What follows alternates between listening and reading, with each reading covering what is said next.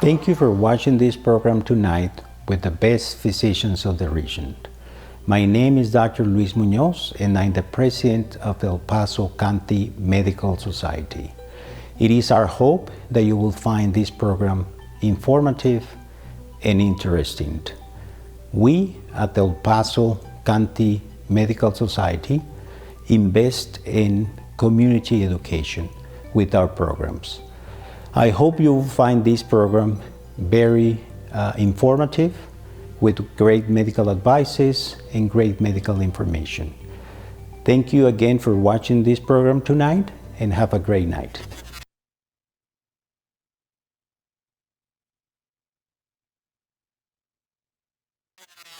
Advancements in brain cancer, identification and treatment. That's the topic of today's program, and we have a lot of very hopeful information to go through. We're going to talk about this evening diagnosis, brain surgery, brain chemotherapy, brain radiation, and the gamma knife, and how all of this is really helping all the folks in our region who are diagnosed with brain cancer. This program is underwritten by Tenet, the hospitals of Providence, and we also want to thank the El Paso County Medical Society for bringing this program to you. Thanks for joining us. I'm Catherine Berg, and this is the El Paso Physician. Thanks for joining us. Again, this is Advancements in Brain Cancer, Identification and Treatment. The show has a lot of information in it, a lot of hopeful information. And with us today, we have a team of 3, but there's really a team of 5 or 6 when you go back to the office and or all your medical situations. I'd like to introduce everybody. Originally, we have not had Akram Mahmoud here before, but I'm super happy that you're here. You are a neurosurgeon, but you're also the director of neurosurgery at Sierra. So thank you so much for being here. Thank you. We also have Buddy Winston, who's John Winston, and I didn't realize that Buddy was John, but I've known Buddy for more than 30 years. Yeah, long time. Long time, and he's going to talk a lot about the team that we have here, and this is medical physicist for Gamma, which is kind of cool. The Gamma knife, which was first introduced back in 1994, and I've got some stories about that. And then we have Joe Rodriguez, who is the Gamma knife nurse coordinator, and nothing can happen without you, right? You are like the first line. Without my process. Without your process, there's something beautiful I have about to organize process. everyone. Yeah, I bet. And we do want to give shout outs to Dr. Han and Dr. Gupta, who are also the radiation oncologists that work on this team. They're not here tonight, but we're going to talk about how that all gets put together. So, Dr. Mahmoud, if we can start with you, if you can describe to our audience what it is that you do. Yes, you're a neurosurgeon. You are the director of neurosurgery at Sierra, but in what we're talking about tonight in brain cancer, what is it that you do all day, every day? So as a neurosurgeon, what I do is normally see patients with different elements such as degenerative disease of the cervical spine, thoracic spine, lumbar spine. We'll see patients for traumatic brain injuries, patients who have strokes, whether they're ischemic or hemorrhagic. Part of the practice is we also see patients who have brain tumors. They can be primary, they could be metastatic. We'll also see patients in the office and also in the hospital setting as well. Very nice. Buddy, sorry, Mr. Winston / John. I have to say to the audience, the reason that we're in this studio is because of you. And I know that has nothing to do with the show, but it has everything to do with the show because we didn't know where we're going to go record. We're glad to have So you thank here. you for Star City Studio, and thank you for this. And then Quite- on the aside, you happen to be that medical guy too. Yeah. So on that note, let's take it forward on what you do medically. And I bet all the people that see you perform in the music world are like, oh, I knew he did something, but what does he do? Yeah, they don't. Yeah, they're kind of parallel universes. Right, exactly, they are. Well, the physicist handles all the technical aspects of the program, namely calibration, setting up the quality assurance, the licensing, regulatory issues, in particular, all characterization of all the parameters we use to develop treatment plans based on Dr.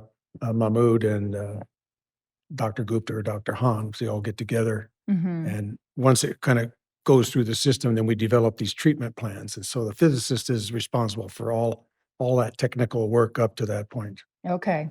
So it's no small feat. Yeah. Goodness gracious. And then we have Joe, who is here. And again, nothing happens without your process. That's On right. that note, We describe agree what with that one, is. don't we, So Doctor? basically, what I do, I like to keep a concrete process all the way from the patient experience to also physician experience in the way that I'm able to get patients into the facility once they get referred to our program.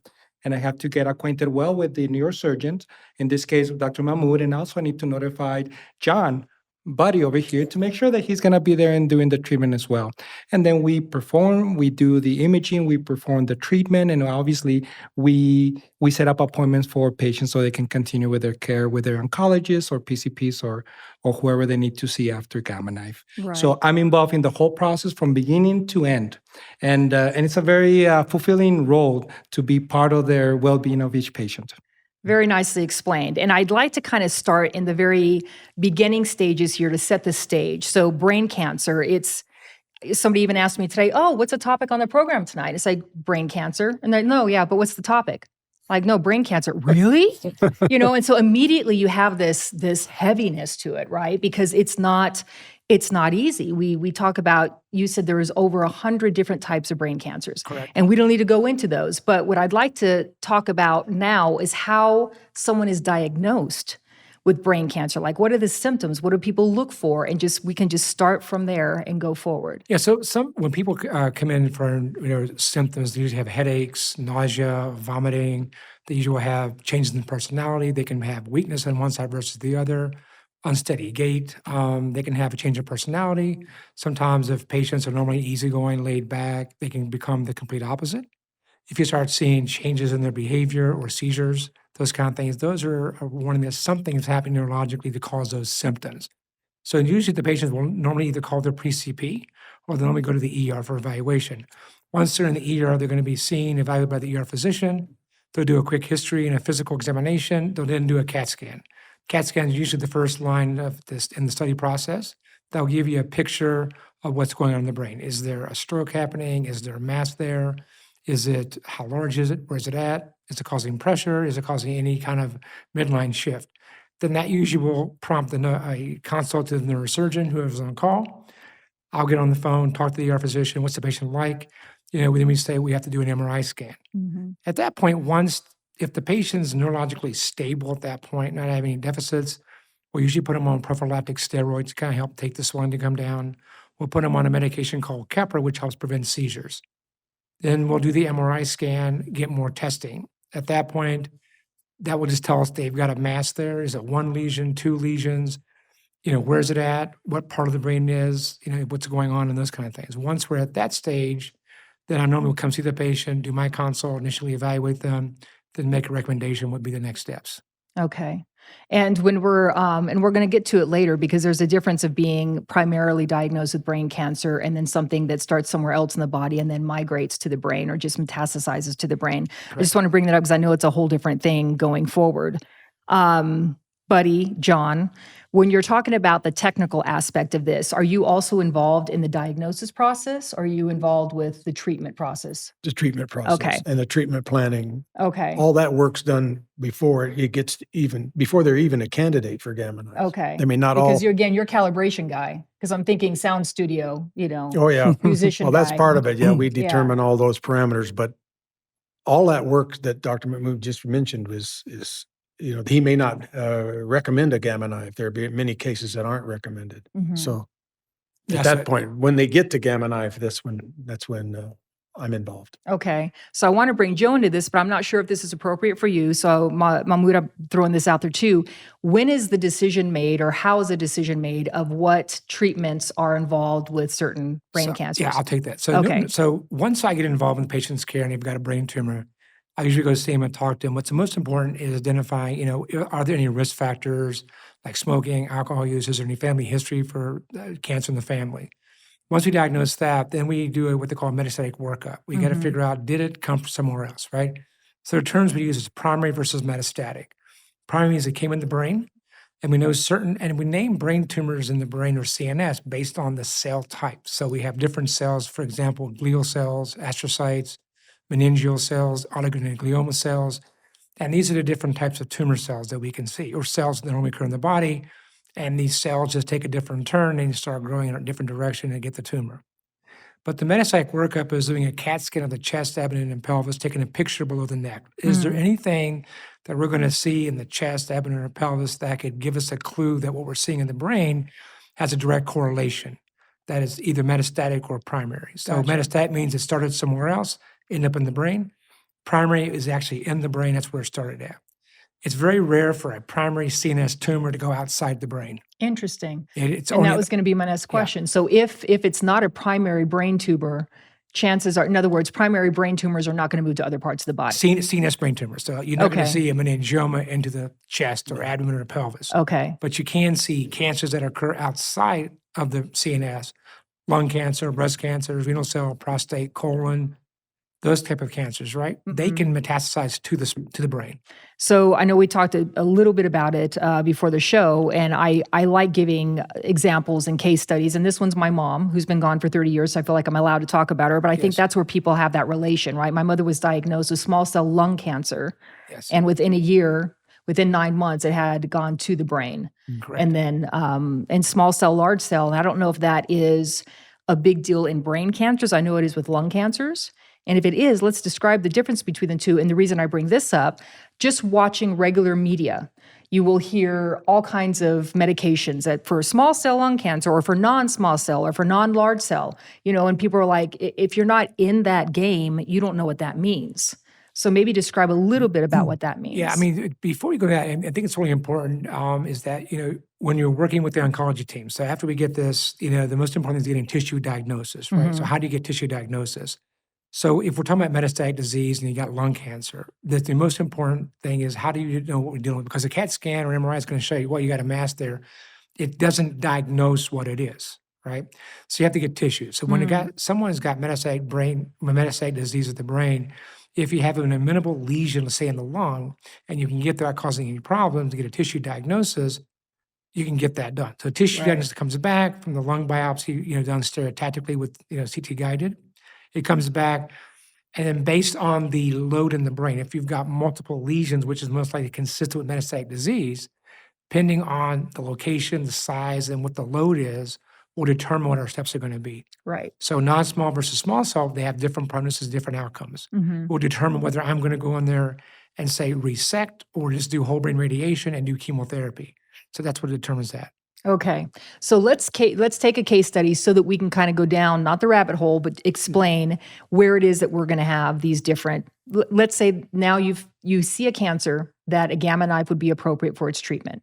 Describe what that would be. And again, I know there's 100 of them out there, but just think of a case study that you've worked with lately, no names, no identification, and talk about when you would involve Joe and Joe's team with prepping for a gamma knife type of a treatment. So I'll just take it down a little bit step before I answer that question, if I may. So what I normally do is once I get all my imaging done, my studies done, I have a family conference. I explain to them, you came with your diagnosis, we found this lesion in your brain. I like to use the word lesion at the time because, tell someone you got brain cancer is very overwhelming. They're in shock and they just don't, after the first 5 minutes, they forget what you're hearing. Right. So the most important thing is to use the word lesion. And then I say that we need to get tissue diagnosis. Now, when you determine how do you get tissue diagnosis, there are two ways, either brain biopsy or you do a resection. What determines that? Tumors can occur anywhere in the brain, frontal lobe, temporal lobe, parietal, occipital, cerebellum, brainstem, anywhere. If the brain lesion is small and it's in the outcome part of the brain where it's deep, where it's going to be hard to resect without causing a deficit, I may offer a tissue diagnosis. If a lesion is accessible, not in the outcome part of the brain, but it's causing a deficit and they're having decline, then I may offer resection. The two differ is that one, you're both going to get tissue diagnosis. Then we bring in the team, Dr. Han, Dr. Gupta, and the medical oncology team and say, listen, I've got this tumor. It's a GBM, which is the most aggressive brain tumor. GBM is? GBM, glioblastoma multiforme. Okay. GBM for sure. So you guys know, we don't know. Right. So if you get that diagnosis, and again, a little bit of history, if you do nothing with that diagnosis, let's say I diagnose a patient that's got GBM. If you do nothing whatsoever, less than 3 months of survival. 3 months. 3 months. But if we are able to do maximum resection, radiation, chemotherapy. Now, when you say resection, go back and explain what you mean by that. So again, you're the surgeon. Yes, ma'am. So you're going into the brain, and what are you resectioning? What are you doing there? So what you can describe we've that. identified that there's a mass lesion causing pressure. We're shifting contents in the brain from one side to the other. There's edema, there's swelling, there's an inflammatory reaction going on. It's causing a deficit. So at that point, we think the resection is it's called a craniotomy. So you have to make an incision, you have to open the skin, you have to remove the bone, which is the cranial vault. You have to open up the area called the dura, which is the covering of the brain. We use navigation to kind of help guide us and identify what are the borders of the tumor. So we can stay within that border to kind of minimize complications. So the craniotomy is designed to remove that tumor. Okay. Now we try to get 100% resection. Sometimes we're able to get a subtotal resection, means we get part of it out because the location, its vascularity, where it's located, if it's attached to vital structures. Once we get that tumor out, then we're going to decrease, hopefully, the pressure within the brain, Right. decrease the pressure in cranial pressure, relieve the mass effect from the brain, and also improve neurological symptoms. And that's what a craniotomy will be doing. Once we get that done, we then put everybody back together. We close everybody back up, put the covering of the brain back on, put the bone back on, close them all up, wait 3 days, get the final pathology. At that point, then we'll say, Dr. Han, Dr. Gupta, I got a diagnosis of a GBM. Okay. And then they're going to come in and say, okay, we want to do whole brain radiation, we want to do chemotherapy.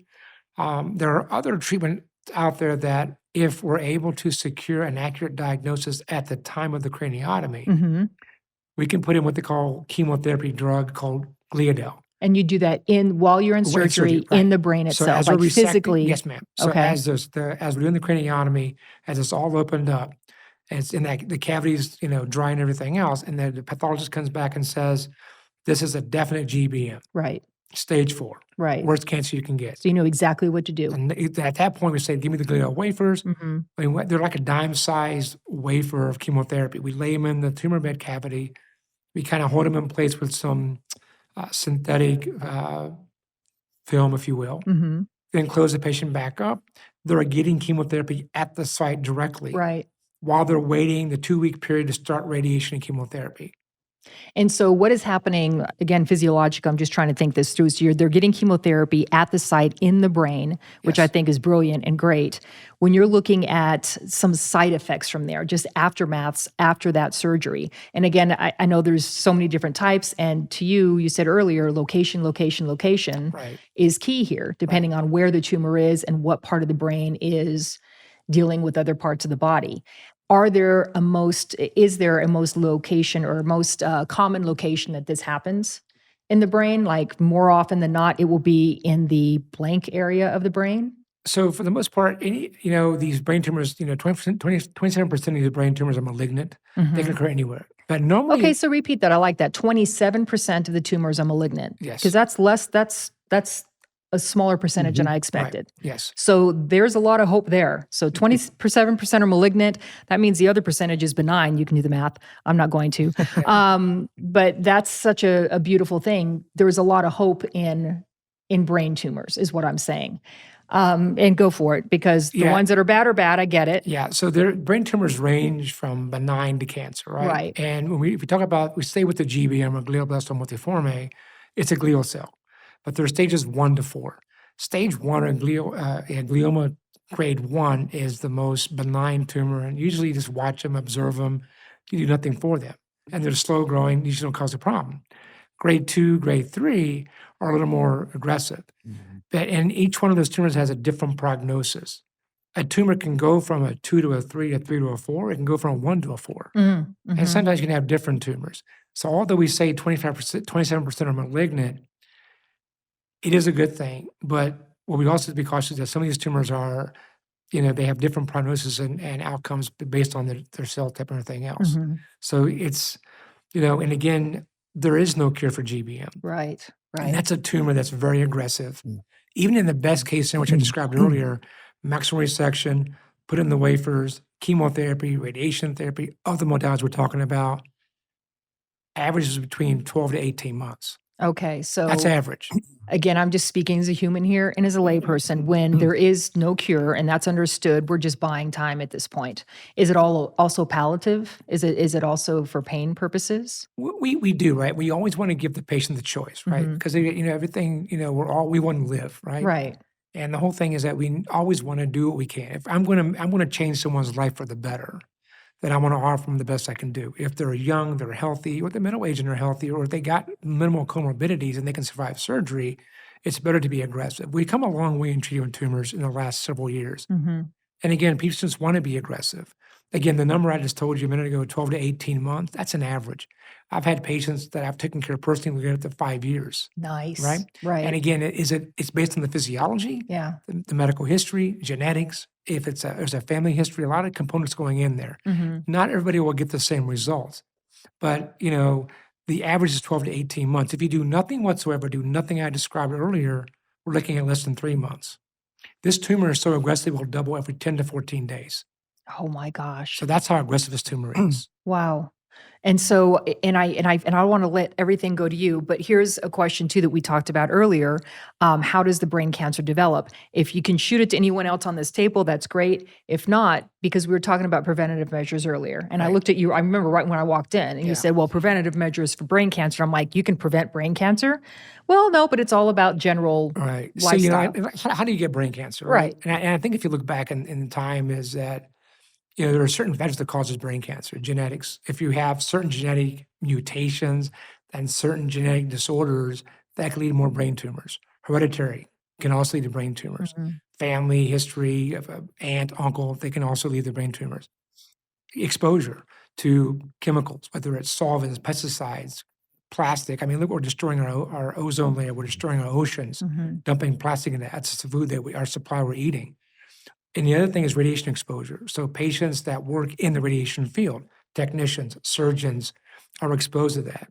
Also, if you're immunocompromised, that puts you at a higher risk Right. for developing. Now, I'm saying that not everybody who has these genetic mutations or hereditary component or immunocompromised is going to be leading to tumors. But what else can we do? If you live a good, active, healthy lifestyle, plenty of rest, plenty of sleep, avoiding alcohol, avoiding smoking cigarettes, tobacco, and avoiding an animal-based diet, more of a plant-based diet. Those are all factors that will help you decrease the risk of developing this right here. Mhm. Because we know there's certain correlations between lung cancer and smoking cigarettes. We know Right. that. Well, if we know cigarette smoking and lung cancer are correlated together, that can lead to metastasis. Mhm. So these are the things that we try to, what can we do to educate the population? What can we do as a society to change what we're doing to our world? Because the world we live in, we only get one world. Right. We can't keep going out of And we space. only have one body. That's right. Super So important. whatever would go, Right. so remember the simple is that your body's your temple. So Mhm. what you put in is what you're going to get out. Right. So that's the most important, making better choices. If you know you got a family history of cancer and your history that they smoked and drank alcohol, don't do that. Right. You got to make the right choice, right? But also, if you're working in your field of occupation as a radiation oncologist or a surgeon like myself, being in the OR, putting in spinal fixations, I'm exposed to radiation. So what do I do to prevent that from getting any worse? Wearing the proper equipment. Speaking of equipment, I want to get Joe in on here. So I want to specifically talk about Gamma Knife. Right. I have a fascination with it, and I explained earlier my mother died in 1994. That's when Gamma Knife kind of came onto the market, Started, right? It was yes. just something with that. Wow, if only it was a couple years later. I would love to ask you when it is that you come into this Right. picture. When radiation oncologist now comes to you and says, "Okay, this is something that Gamma Knife appropriate." Where do you jump in? How does Buddy / Mr. Winston / Mr. John / musician guy jump in?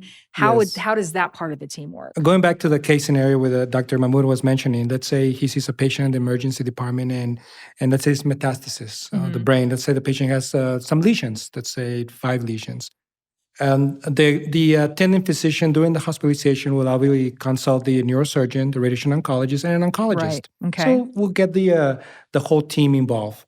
It's a multidisciplinary team, basically. Once the radiation oncologist and the neurosurgeon determines that a patient's a good candidate for a gamma knife, then obviously patient's gonna receive the appropriate care during the hospitalization to include the anti-seizure medications, the steroids to help with inflammation. If surgery was not advised, okay, patient will go home. And then what's gonna happen, they're gonna visit the radiation oncologist at the clinic.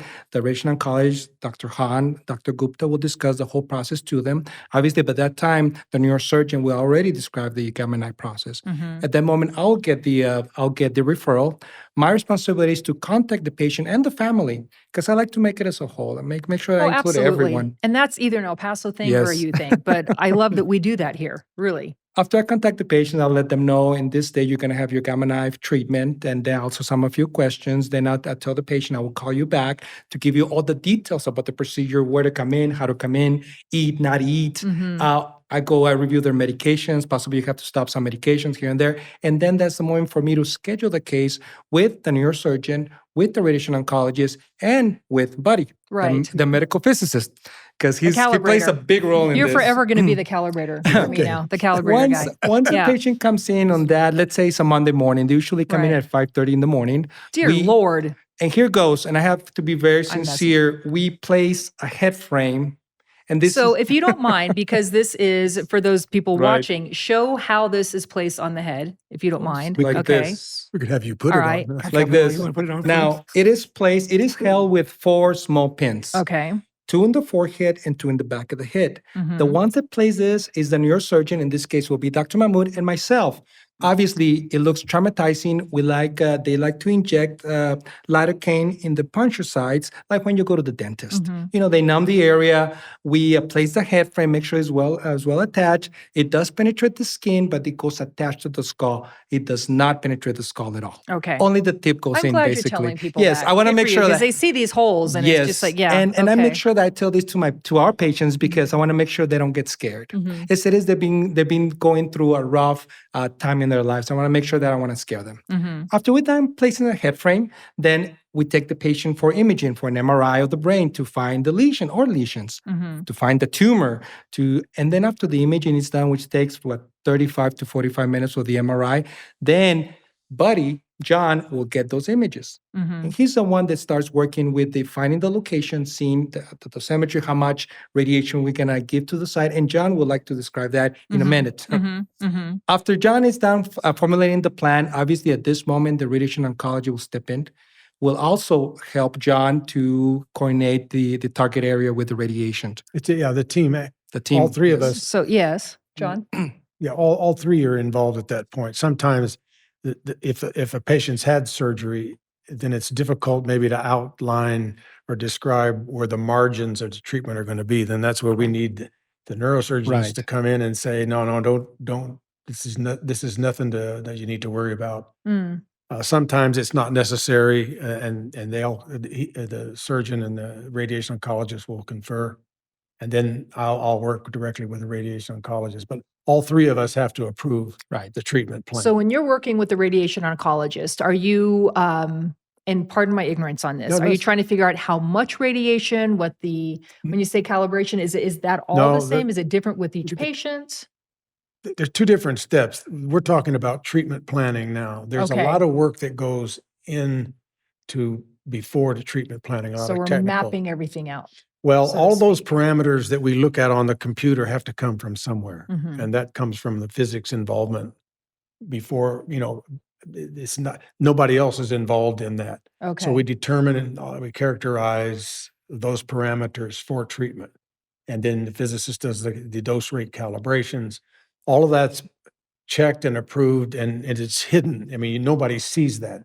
But when we're doing the planning with the imaging and the targets that the physicians have outlined, then we know we're given an accurate delivery. Because just because it's on a computer doesn't mean it's accurate. Right.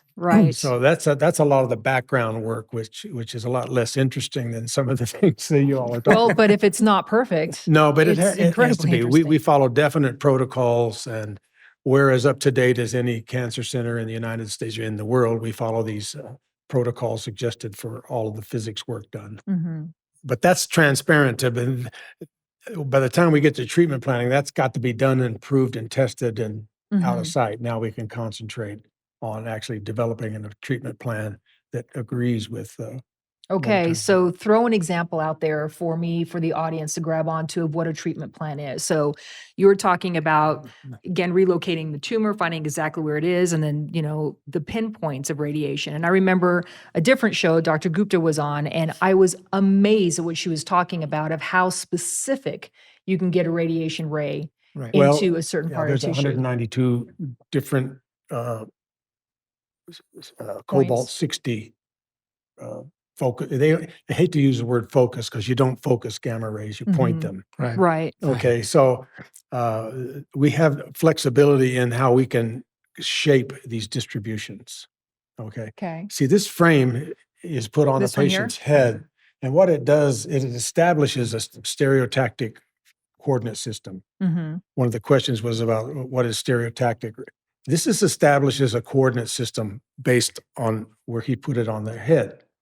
And typically you try to get the tumor if there's only one centered in this coordinate system. So once we have we have a system, a routine that we go through that defines what we call Lexell space. Okay. Okay. Mhm. Just figure a cube of data, and it's sub-millimeter. So we can target the area. We can draw on these images that are inside this frame. We define it into stereotactic space, and then we can construct these treatment plans to within tenths of a millimeter. That's amazing to Yes. me. Well, that's very important when you're in Yeah. certain areas of the brain. Well, You that's don't have a exactly lot the of point. flexibility. Exactly, correct. And I just remember, again, I'm thinking 30 years ago, and I remember at that time the images of the gamma knife that I used to see, and I don't even know how many points of contact there were, but it just seemed like there were 100 some odd at the Well, there time, was which I thought was 201 on the early. Okay. They've reduced it to 192 now. okay. Right. Just because Because of they're the more shape. specified. Well, no, the shape of the unit, and it's all automated now. Okay. So it's a lot of engineering behind that, but you can get as good or better distributions. So, Joe, I would like for you to Mhm. show us this mask as well, because you Yes. said this is something that this is the new standard, so to Yes. speak. So we people have may two recognize ways of this. immobilizing the head, obviously. So the way the medical physicist and the radiation oncologist and the neurosurgeon can do a good, precise target mapping of the lesion, of the Mhm. tumor. Mhm. And obviously, we have to make sure that the patient does not move their head for the obvious reasons. We don't want to Right. give the radiation someplace else, correct? Oh, So no that's pressure. why we use the head frame. But now with our new Icon gamma knife, we're able to do a mask. Now, this mask is well tied to the face, and Mhm. obviously, again, we try to immobilize. And this is specific to the patient's face, Yes, correct? So specific it's to- molded to their specific face. Exactly. Okay. All right. Now, the reason that some patients prefer the mask as compared to the frame, again, we have to put have to those show pins. that up We so they we can have to put those pins, and patients cannot tolerate sometimes that type of pressure Okay. or that type of pain. So we can do a mask. Okay. Now, also, if the patient, let's say the patient has more than 10 lesions and they need to be inside the machine for a period of 2 hours, if we do the mask, we're able to treat 5 lesions today, Mm-hmm. and possibly 2 days from now, we can treat the other 5 lesions, and we can use the mask. I That way, see. we don't have to Okay. place the head frame. So we Okay. give them that flexibility, it's more comfortable. I know it is compressing the face, Right. but we give them a mild sedation. I was going to ask if there's any Yes. sedation involved. Yes, we Okay. get a mild medication for that, and they're able Mhm. to talk. They're able to go to sleep while we're doing the treatment. Mhm. After we're done with the whole treatment, obviously, the neurosurgeon will follow up with the patient. Obviously, the radiation oncologist will see the patient also as an outpatient, and also the oncologist will see the patient as an outpatient. So we complete the whole process from the beginning, from the ER Mhm. all the way to discharge home, Mhm. and all the way to following up with the physicians. And obviously, they continue performing MRIs into 1 month, 3 months to assure that the radiation we gave is working. Okay. And so, go ahead. Who was just Yeah, just somebody? a minute. One of the things you don't see with this is Dr. Mahmoud has not put a frame on. So we have to figure out a way to get this head into stereotactic space. That's what this Okay. does. So, how do you do that? Do Well- you do that with measurements on the computer, or do you do Well, that? no, Oh. this is the picture of the newest unit. This is called a cone beam CT. Maybe hold it straighter up so he can get the non-glare. You can on see there. the That little helps arm on there. there. That is basically a CT scanner that will allow us to scan the patient that's in the mask and define the Lexel space we talked about for the treatment plan. We Okay. have to get it into that space. Oh, yeah, that makes perfect Because the sense. machine is calibrated to stereotactic space. And so we have to define that. So just that we can't just bring an image in Mhm. and use it. It has to be defined. Now we have an option of using the frame and the mask. Now I'm sure Dr. Mahmoud would have he would be, and let him talk to that, but some trigeminal neuralgias and stuff, I don't think you're going to use a mask. I think you're going to use, Yeah. and then I'm sure he has other criteria for when patients can Perfect do segue this. to you then on that. Yeah, I mean, I prefer the frame versus the mask. Okay. Yeah, I mean, because even though that's a pretty steady frame and everything else, I prefer that one. Less motion, better target. That's just my opinion. Okay.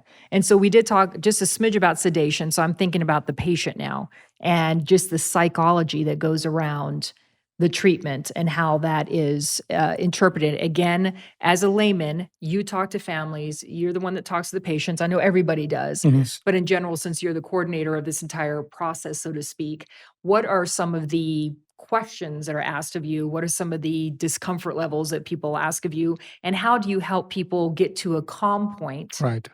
because I think that's Oh, probably a yes. major part of your team's job, And right? it Of getting is. people, it's like, okay, this is how this is going to go down, in explaining it to where I know it's uncomfortable, and I'm going to let you take it from there. Yes, when they come to the hospital on the day of treatment, Mhm. after we get consents, we give them mild sedative, a pill to help them relax. Then after that, if I know before I do ask all the right questions, so the way they're claustrophobic, they cannot be in enclosed places, if they suffer from anxiety. Most of these patients they do because they've Mhm. been through a rough, Yeah, life. it's a hard road. Like So Dr. we like Mahmoud said, you talk about Yes. brain tumor, it's Right. trauma And- right there. Right. And we like to use the word lesions, And so anyhow, so we give a mild sedative. And during the process of waiting for the MRI, waiting for the plan to be done, if I see the patient's anxiety level is increasing, I can easily ask the neurosurgeon, "Sir, can I give the patient more medications?" And Mhm. we're glad to give it. Mhm. To the point that they sleep throughout this morning Mhm. until they're ready to have their treatment. And even in the treatment, we give them some more medication. Sometimes we have to give them intravenously to help them relax faster. Mhm. And once they do, they wake up and what happened? We're done. And that's Okay. it. That's a beautiful way And to they're like if outpatient. you explain Yes. it to me that way, because I am the girl that's a bit Right. anxious. I am majorly claustrophobic. So I'm just thinking to myself as you're talking about this, I'm like, oh my God. But when you're talking about again, sedation, but you have to, I'm assuming you have to have some kind of awareness. Yes, with and I'm glad you mentioned the word awareness because Okay. the point about Gamma Knife is for them to ask questions Okay. during the process. For example, when the plan is ready, the neurosurgeon, the radiation oncologist, they go talk to the patient and the family. We have a good plan because they want to allow the family to ask questions such as, did the tumor grow? Did you see anything else? Are you going to the patient's going to continue with medications? Things like that is something that the physicians will know. So we allow that time. And obviously we want the patient to acknowledge, to be aware of what's happening. Mhm. Again, we come back to the whole approach. Then after that, if I see the patient is anxious, we give him medication for the treatment. Okay. But at that moment, they at least understood what's happening. Exactly. And that makes all the sense. So again, pardon my ignorance, is probably more for the neurosurgeon. And I don't know if it's brain cancers or tumors or what have you, but we've all seen that medical show where somebody is getting, you're giggling, so you know where I'm going, right? We've all seen that medical show where they're on the operating table and the person's awake, and somebody's doing something to the brain and they're describing what they're feeling. Can you feel your toes? Is there a tingle? What is that? Is that part of this process too? Or am I just looking at Hollywood here? No. Actually, it's called an awake craniotomy. So if we're dealing with a tumor, that's an animal part of the brain. Let's say it's right along the motor strip area, which controls movement of your arm or your legs. We can do what they call an awake craniotomy. So with the patient in the preoperative area, we ask them certain questions. There's a speech pathologist there asking them, we're going to show you this card. What is it? And they repeat the same questions over again. So basically, we get them back in the operating room, put them in the frame like they are. And then light sedation. Once we make an incision, cut on the skin, there's no more pain. Then we do the craniotomy. Then, as we open up the dura, as we're resecting this mass, because it's an integral part of the brain or near vital structures, the pathologist or speech pathologist in the front Patient is awake during the operation, and we're asking them questions. So as they're talking, we're resecting. And That kind of freaks me out, but it is so cool but it's at the same time. But it's the best way to minimize post-op complications. Okay. So as we're resecting this mass, now we can do other things too. We can, if we don't want to do a awake craniotomy, we can do what they call mapping of the motor strip, right? Right. So there's a lot of technology out there that we use to outline the tracks on the MRI, then pick that MRI, put it into the navigation piece, lay it over the MRI image, and resect where it's at and avoid those structures. So if you don't want to do a awake craniotomy, it kind of bothers you, that's another way of doing it. Mm-hmm. But during the awake craniotomy, the patient is able to tell us what we're doing. Mm. So if we're resecting this tumor, we're getting close to the speech area and the speech changes, we stop. So that's our limit. And that's the beauty of doing a awake craniotomy. Beautiful. Once we've done the tumor resection, everything's done, then we go back to sleep, and then we just go and close everything back up.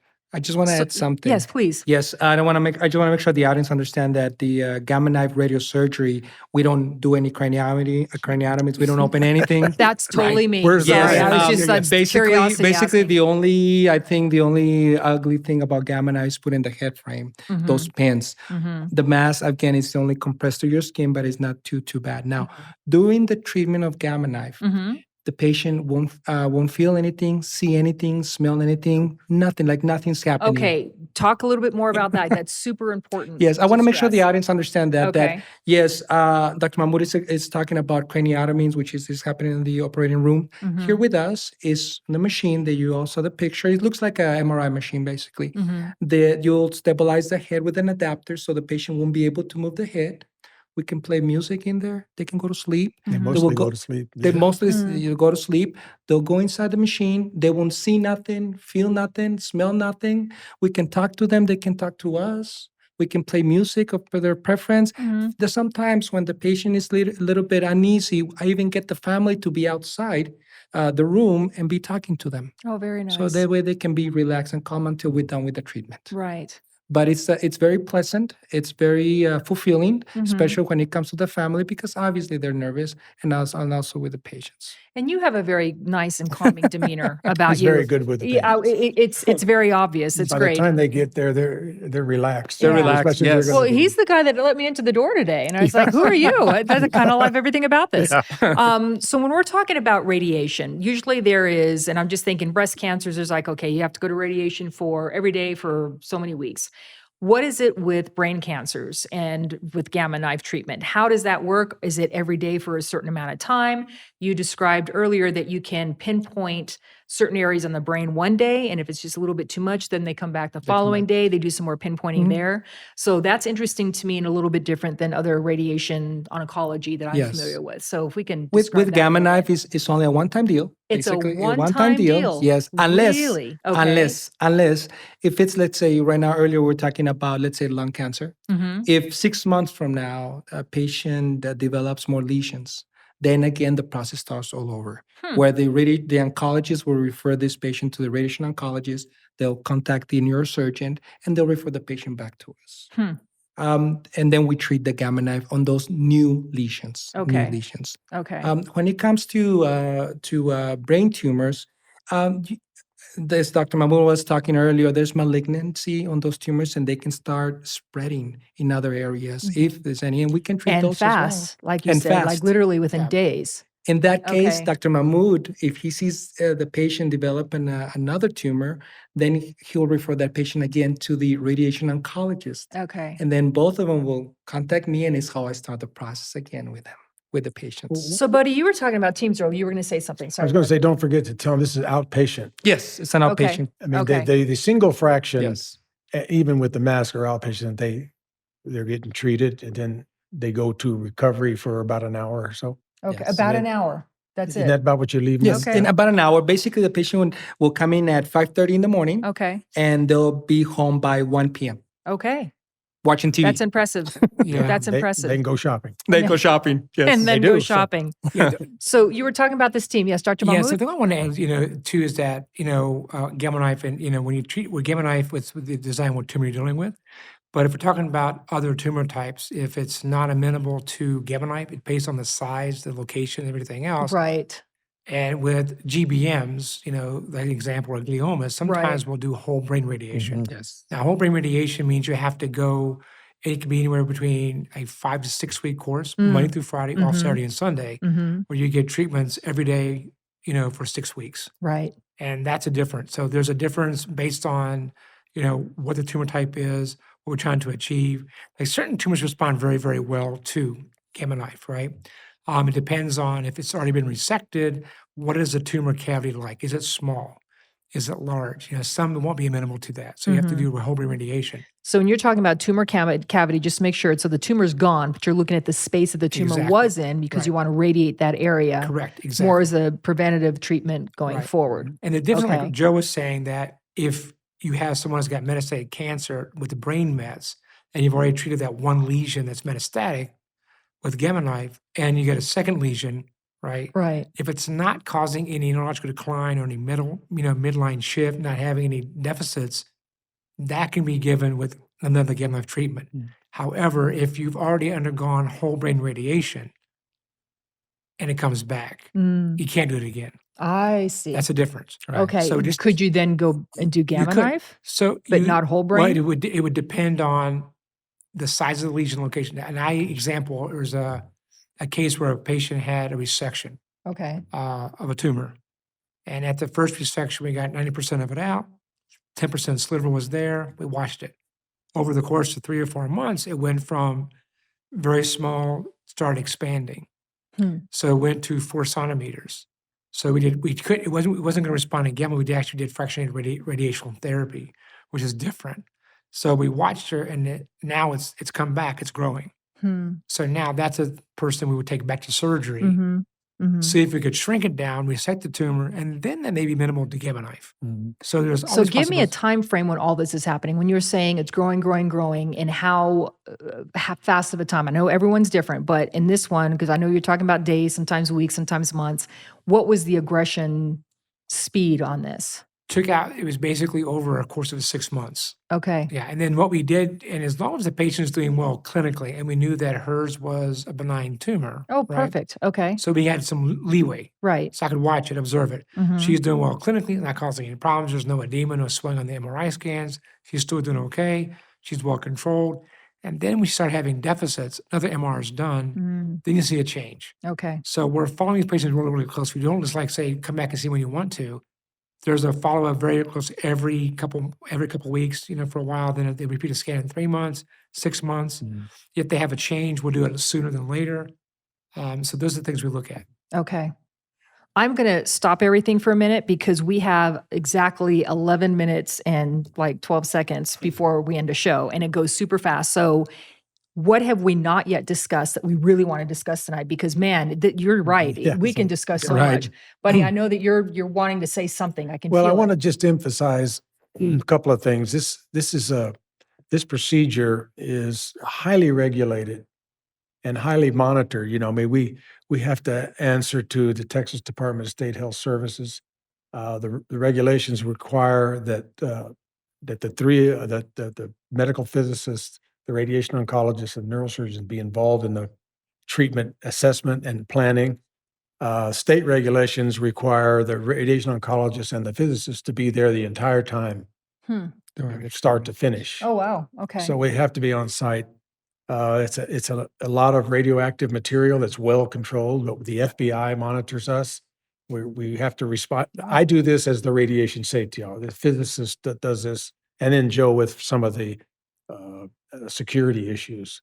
But that's all transparent to anybody else. But it's a huge burden of regulatory issues that have to all be Well, that makes maintained. patients feel so much better. Yeah, it's a too. very Oh, yes. safe operation for patients and staff. And it's a very tightly Yeah. knit team. I mean, it's not willy-nilly. This stuff, and there, a lot of communication goes back between. Yeah. It's And I but- want to kind of add on that too, is that when you're treating cancer, whether it's metastatic or primary, it's a team approach. This is just not one person. It is a team. And the team goes, the nurses, the oncologist, medical oncologist, radiation oncologist, the neurosurgeon, the primary care physician, the physical therapist. There's a lot of people involved there. This is not a one-person show. It's a Right. team. Mhm. And the team that we have does a very good job, because there's a lot of things when you tell somebody you got brain cancer, it's life-changing. Right. The world stops. Goodness. Right. What do you do? What do you say? Like Yeah. the world just came to a crashing halt. Mhm. So we give a lot of resources on trying to, in a difficult time, to reassure them that we'll get through this. And I think the more education we give them up front, the more available that we are. And Dr. Good, Dr. Han are phenomenal what they do. Mhm. Joe and John are also phenomenal. But again, I just want to point out, it's a team approach. It's not one Absolutely. person. And that's the difference, is that it's not, you can't be done with one person. Mhm. And I, again, shout out to Dr. Gupta. She worked on my mom 30 years ago. It was amazing to me then. She floored me. And then I just fell in love with her, as I said to you guys throughout the years. Absolutely amazing how, and buddy, we talk about this too, and with radiation. I used to talk to her about the person who's bringing all the new toys to town, right? She would Right. write grants and she would do the research and get the right medical equipment here that we needed. She never let up on that. So thank you for everyone on this table Yeah. and to the entire team for bringing that to our region. And I saw you, Yes. get your notes out. Yes. You are a man after my own heart, because look at this, I just want to So, add something. Yes, please. In our Gamma Knife, we not only do brain tumors, lesions, metastatic lesions, we also do some functional problems such as trigeminal neuralgia pain. Say that slowly, my friend. Trigeminal neuralgia pain, which is Okay. facial pain. Many patients complain of facial pain, and they go see primary care physicians. Then the primary care physician will send them to a neurologist. Mhm. The neurologist will send these patients to the neurosurgeon. And Mhm. possibly you can talk a little bit about that, Dr. Mahmoud, the Yeah, trigeminal so with neuralgia. trigeminal neuralgia, it's basically where the fifth cranial nerve has got pressure, usually from a vessel or some kind of compression. Okay. So normally you go through a medical therapy with medication, try injection therapy. Now, if the patient's got multiple comorbidities, not a good surgical candidate, we can offer gamma knife treatment for that, which is a good treatment option. Nice. Versus a surgical resection, which involves surgery, craniotomies, drilling off the bone, a lot of risk for post-op complications. Right. So this is a good alternative. So you're Uh, looking at finding a nerve, specifically a nerve, and are Yes. you ablating Yes. it? This Is is- that what's and- happening here? This is where Yes, the buddy? accuracy comes Yes. in Yes. because that's- Okay. Okay. this is where the accuracy comes in. Sorry, Siri was listening to our okays. My apologies for that. Goodness. Yeah, we'd So have Siri do accuracy. all the Good. And we didn't even talk about AI, and that was a Yes. whole nother I thing. know. But yes, buddy, Oh, go excuse ahead. me. Sorry. Well, that's one of the most accurate. The gamma knife is the gold standard for accuracy Right. in treating brain tumors Hmm. and lesions and nerve pain. All the other modalities, and I've worked with them, I know, are good, but they all try to match this for accuracy. And our limit of what we would call an acceptable region is far beyond what other tenths of a millimeter. Tenths of a millimeter. Tenths of a millimeter, that's pretty tiny. Goodness. And Okay. when we do some tests, if anything varies less than 3/10 of a millimeter, it'll fail, and we won't be able to treat. So I test this every day that we treat. Right. But right. we're talking about being in a delicate place for the Right. brain and adding this high dose of radiation. You need that.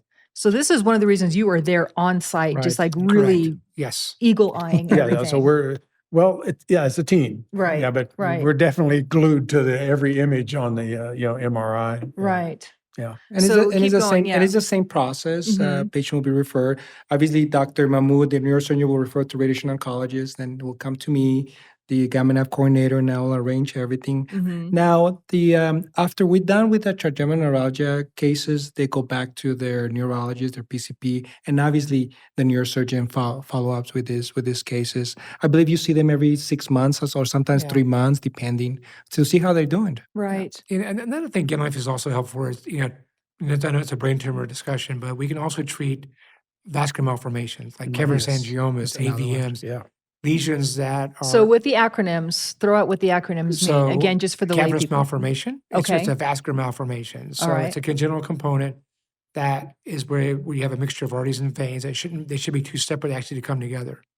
And they actually cause bleeding. Okay. Some can be large, some can be small, and sometimes they can be other parts of the brain. So normally before gamma knife or radiation treatment came out, we needed to go back and resect them, surgical. Okay. So now with the advent, we can use gamma knife to treat these lesions effectively without a major operation. So we're moving towards like AI into minimally invasive procedures, which is gamma knife.